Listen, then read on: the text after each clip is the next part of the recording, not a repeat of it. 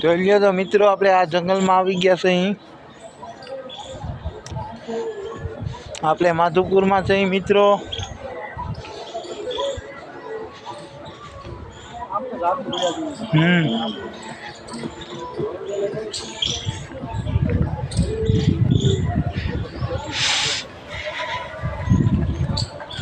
જો તો મિત્રો, આ બધું જોયા જેવું છે. તમને હું જૂનવાની વસ્તુ બતાવું છું મિત્રો. લાઈક અને સબસ્ક્રાઈબ જરૂર કરજો અને કોમેન્ટ જરૂર કરજો મિત્રો.